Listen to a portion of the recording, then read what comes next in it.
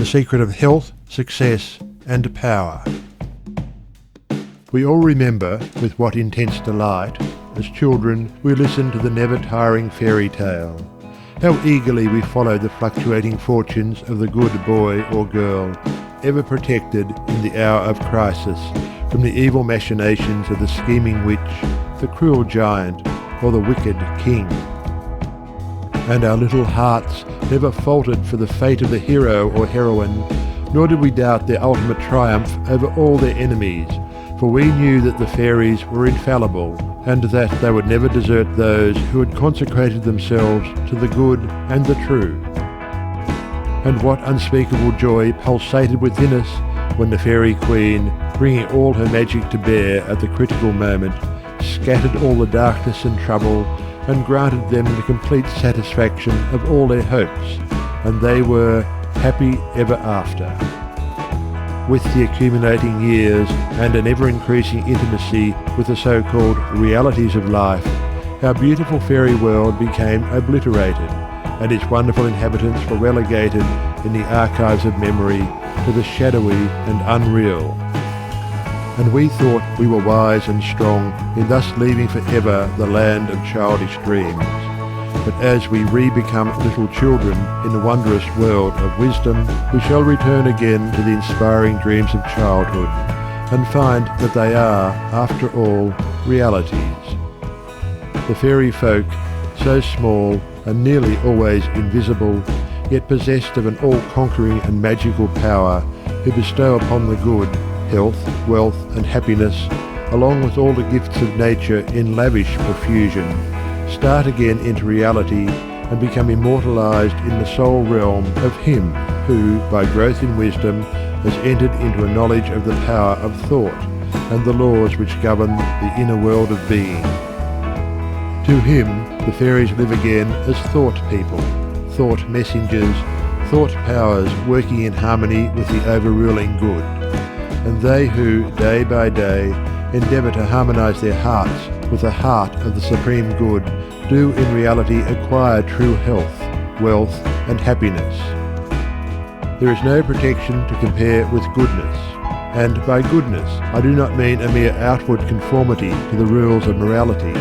I mean pure thought, noble aspiration, unselfish love, and freedom from vainglory.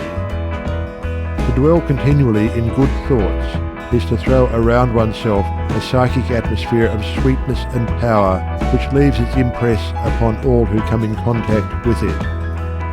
As the rising sun puts to rout the helpless shadows, so are all the impotent forces of evil put to flight by the searching rays of positive thought which shine from a heart made strong in purity and faith. Where there is sterling faith and uncompromising purity, there is health, there is success, there is power. In such a one, disease, failure, and disaster can find no lodgment, for there is nothing on which they can feed.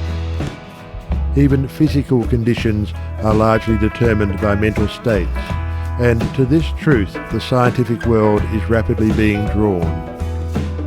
The old materialistic belief that a man is what his body makes him is rapidly passing away, and is being replaced by the inspiring belief that man is superior to his body, and that his body is what he makes it by the power of thought. Men everywhere are ceasing to believe that a man is despairing because he is dyspeptic, and are coming to understand that he is dyspeptic because he is despairing, and in the near future the fact that all disease has its origin in the mind will become common knowledge. There is no evil in the universe that has its root and origin in the mind, and sin, sickness, sorrow, and affliction do not in reality belong to the universal order, are not inherent in the nature of things, but are the direct outcome of our ignorance of the right relation of things. According to tradition, there once lived in India a school of philosophers who led a life of such absolute purity and simplicity that they commonly reached the age of 150 years, and to fall sick was looked upon by them as an unpardonable disgrace, for it was considered to indicate a violation of law. The sooner we realise and acknowledge that sickness, far from being the arbitrary visitation of an offender to God, or the test of an unwise providence, is the result of our own error or sin, the sooner shall we enter upon the highway of health. Disease comes to those who attract it, to those whose minds and bodies are receptive to it, and flees from those whose strong, pure and positive thought sphere generates healing and life-giving currents. If you are given to anger, worry, jealousy, greed, or any other inharmonious state of mind and expect perfect physical health, you are expecting the impossible, for you are continually sowing the seed of disease in your mind. Such conditions of mind are carefully shunned by the wise man, for he knows them to be far more dangerous than a bad drain or an infected house. If you would be free from all physical aches and pains, and would enjoy perfect physical harmony, then put your mind in order and harmonize your thoughts. Think joyful thoughts. Think loving thoughts. Let the elixir of goodwill course through your veins, and you will need no other medicine. Put away your jealousies, your suspicions, your worries, your hatreds, your selfish indulgences, and you will put away your dyspepsia, your biliousness, your nervousness, and aching joints. If you will persist in clinging to these debilitating and demoralizing habits of mind, then do not complain when your body is laid low with sickness. The following story illustrates the close relation that exists between habits of mind and bodily conditions.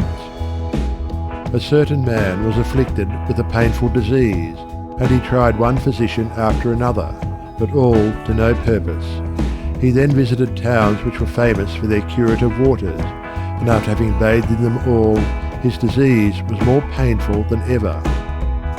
One night he dreamed that a presence came to him and said, "Brother, hast thou tried all the means of cure?" And he replied, "I have tried all." "Nay," said the presence, "come with me, and I will show thee a healing bath which has escaped thy notice." The afflicted man followed, and the presence led him to a clear pool of water, and said, "Plunge thyself in this water, and thou shalt surely recover," and thereupon vanished. The man plunged into the water, and on coming out, lo, his disease had left him, and at the same time he saw written above the pool the word "Renounce." Upon waking, the full meaning of his dream flashed across his mind, and looking within, he discovered that he had, all along, been a victim to a sinful indulgence, and he vowed that he would renounce it forever. He carried out his vow, and from that day his affliction began to leave him, and in a short time he was completely restored to health. Many people complain that they are broken down through overwork. In the majority of such cases, the breakdown is more frequently the result of foolishly wasted energy. If you would secure health, you must learn to work without friction. To become anxious or excited, or to worry over needless details, is to invite a breakdown. Work, whether of brain or body, is beneficial and health-giving, and the man who can work with a steady and calm persistency, freed from all anxiety and worry, and with his mind utterly oblivious to all but the work he has in hand, will not only accomplish far more than the man who is always hurried and anxious, but he will retain his health, a boon which the other quickly forfeits. True health and true success go together, for they are inseparably intertwined in the thought realm. As mental harmony produces bodily health, so it also leads to a harmonious sequence in the actual working out of one's plans. Order your thoughts, and you will order your life. Pour the oil of tranquility upon the turbulent waters of the passions and prejudices, and the tempests of misfortune, howsoever they may threaten, will be powerless to wreck the bark of your soul, as it threads its way across the ocean of life. And if that bark be piloted by a cheerful and never-failing faith, its course will be doubly sure, and many perils will pass it by which would otherwise attack it. By the power of faith, every enduring work is accomplished. Faith in the Supreme, faith in the overruling law, faith in your work, and in your power to accomplish that work. Here is the rock upon which you must build if you would achieve, if you would stand, and not fall. To follow, under all circumstances, the highest promptings within you, to be always true to the divine self, to rely upon the inward light, the inward voice, and to pursue your purpose with a fearless and restful heart, believing that the future will yield unto you the meed of every thought and effort, knowing that the laws of the universe can never fail, and that your own will come back to you with mathematical exactitude. This is faith, and the living of faith. By the power of such a faith, the dark waters of uncertainty are divided. Every mountain of difficulty crumbles away, and the believing soul passes on unharmed. Strive, O reader, to acquire above everything the priceless possession of this dauntless faith, for it is the talisman of happiness, of success, of peace, of power, of all that makes life great and superior to suffering. Build upon such a faith, and you build upon the rock of the eternal, and with the materials of the eternal, and the structure that you erect will never be dissolved, for it will transcend all the accumulations of material luxuries and riches, the end of which is dust. Whether you are hurled into the depths of sorrow, or lifted upon the heights of joy, ever retain your hold upon this faith. Ever return to it as your rock of refuge, and keep your feet firmly planted upon its immortal and immovable base. Centered in such a faith, you will become possessed of such a spiritual strength as will shatter, like so many toys of glass, all the forces of evil that are hurled against you, and you will achieve a success such as the mere striver after worldly gain can never know or even dream of. If ye have faith, and doubt not, ye shall not only do this, but if ye shall say unto this mountain, Be thou removed, and be thou cast into the sea, it shall be done. There are those today, men and women tabernacled in flesh and blood, who have realized this faith, who live in it and by it day by day, and who, having put it to the uttermost test, have entered into the possession of its glory and peace. Such have sent out the word of command, and the mountains of sorrow and disappointment, of mental weariness and physical pain, have passed from them, and have been cast into the sea of oblivion. If you will become possessed of this faith, you need not trouble about your success or failure, and success will come. You will not need become anxious about results, but will work joyfully and peacefully, knowing that right thoughts and right efforts will inevitably bring about right results. I know a lady who has entered into many blissful satisfactions, and recently a friend remarked to her, "Oh, how fortunate you are! You have only to wish for a thing, and it comes to you." And it did indeed appear so on the surface, but in reality all the blessedness that has entered into this woman's life is the direct outcome of the inward state of blessedness which she has, throughout life, been cultivating and training toward perfection.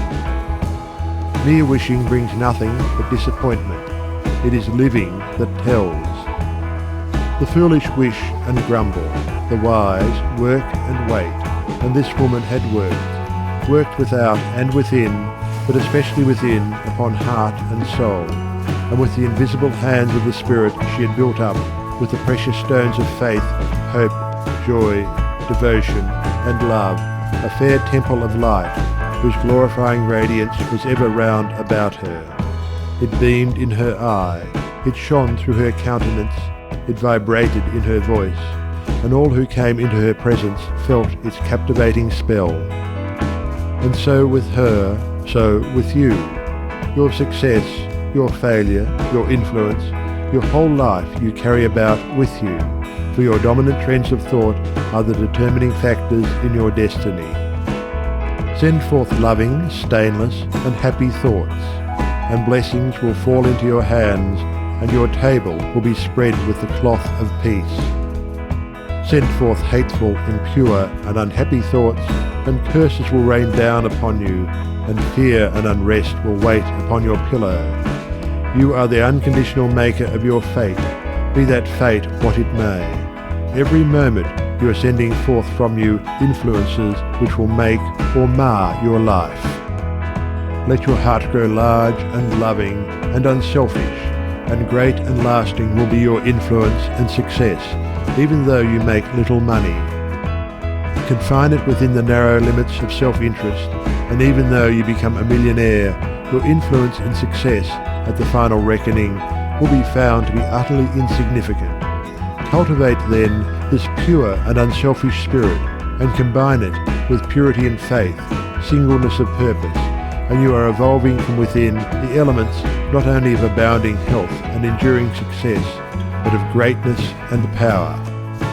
If your present position is distasteful to you, and your heart is not in your work, nevertheless perform your duties with scrupulous diligence, and whilst resting your mind in the idea that the better position and greater opportunities are waiting for you, ever keep an active mental outlook for budding possibilities, so that when the critical moment arrives and the new channel presents itself, you will step into it with your mind fully prepared for the undertaking, and with that intelligence and foresight which is born of mental discipline. Whatever your task may be, concentrate your whole mind upon it. Throw into it all the energy of which you are capable. The faultless completion of small tasks leads inevitably to larger tasks. See to it that you rise by steady climbing, and you will never fall. And herein lies the secret of true power. Learn, by constant practice, how to husband your resources, and to concentrate them at any moment upon a given point. The foolish waste all their mental and spiritual energy in frivolity, foolish chatter, or selfish argument, not to mention wasteful physical excesses. If you would acquire overcoming power, you must cultivate poise and passivity. You must be able to stand alone. All power is associated with immovability. The mountain, the massive rock, the storm-tried oak, all speak to us of power because of their combined solitary grandeur and defiant fixity, while the shifting sand, the yielding twig, and the waving reed speak to us of weakness because they are movable and non-resistant, and are utterly useless when detached from their fellows. He is the man of power who, when all his fellows are swayed by some emotion or passion, remains calm and unmoved. He only is fitted to command and control who has succeeded in commanding and controlling himself. The hysterical, the fearful, the thoughtless and frivolous, let such seek company, or they will fall for lack of support. But the calm, the fearless, and the thoughtful, let such seek the solitude of the forest, the desert, and the mountain top, and to their power more power will be added, and they will more and more successfully stem the psychic currents and whirlpools which engulf mankind. Passion is not power. It is the abuse of power, the dispersion of power. Passion is like a furious storm which beats fiercely and wildly upon the embattled rock, while power is like the rock itself, which remains silent and unmoved through it all. That was a manifestation of true power when Martin Luther, wearied with the persuasions of his fearful friends, who were doubtful as to his safety should he go to Worms, replied, "If there were as many devils in Worms as there are tiles on the housetops, I would go." And when Benjamin Disraeli broke down in his first parliamentary speech and brought upon himself the derision of the House, that was an exhibition of germinal power when he exclaimed, "The day will come when you will consider it an honour to listen to me." And when that young man, whom I knew, was passing through continual reverses and misfortunes, was mocked by his friends, and told to desist from further effort, and he replied, "The time is not far distant when you will marvel at my good fortune and success," he showed that he was possessed of that silent and irresistible power which has taken him over innumerable difficulties and crowned his life with success. If you have not this power, you may acquire it by practice, and the beginning of power is likewise the beginning of wisdom. You must commence by overcoming those purposeless trivialities to which you have hitherto been a willing victim. boisterous and uncontrolled laughter, slander and idle talk, and joking merely to raise a laugh, all these things must be put on one side as so much waste of valuable energy.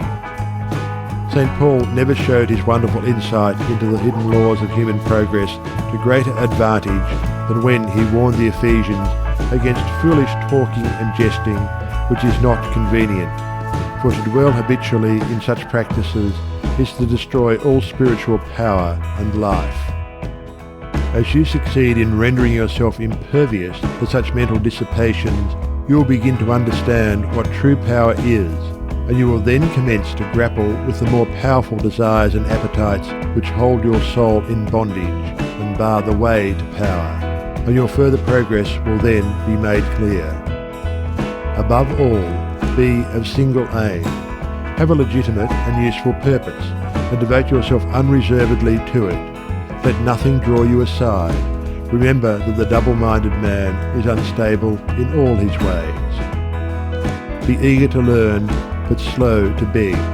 Have a thorough understanding of your work, and let it be your own, and as you proceed, ever following the inward guide, the infallible voice, you will pass on from victory to victory, and will rise, step by step, to higher resting places, and your ever-broadening outlook will gradually reveal to you the essential beauty and purpose of life.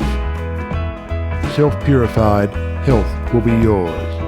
Faith-protected, success will be yours. Self-governed, power will be yours. And all that you do will prosper, for, ceasing to be a disjointed unit, self-enslaved, you will be in harmony with the great law, no longer working against, but with the universal life, the eternal good. And what health you gain, it will remain with you. What success you achieve will be beyond all human computation and will never pass away. And what influence and power you wield will continue to increase throughout the ages, for it will be a part of that unchangeable principle which supports the universe. This, then, is the secret of health, a pure heart and a well-ordered mind. This is the secret of success, an unfaltering faith and a wisely directed purpose, and to rein in with unfaltering will the dark steed of desire. This is the secret of power. All ways are waiting for my feet to tread, the light and dark, the living and the dead, the broad and narrow way, the high and low, the good and bad, and with quick step or slow I now may enter any way I will, and find, by walking, which is good, which ill. And all good things my wandering feet await, if I but come with vow inviolate, unto the narrow, high, and holy way of heart-born purity, and therein stay, walking, secure from him who taunts and scorns, to flowery meads, across the path of thorns.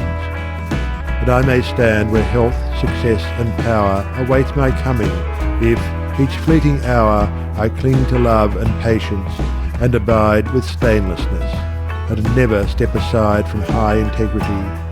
And so shall I see at last the land of immortality. And I may seek and find, I may achieve, I may not claim, but losing may retrieve. The law bends not for me, but I must bend unto the law, if I would reach the end of my afflictions, if I would restore my soul to light and life, and weep no more. Not mine the arrogant and selfish claim to all good things, be mine the lowly aim to seek and find, to know and comprehend, and wisdom-ward all holy footsteps wend. Nothing is mine to claim or to command, but all is mine to know and understand.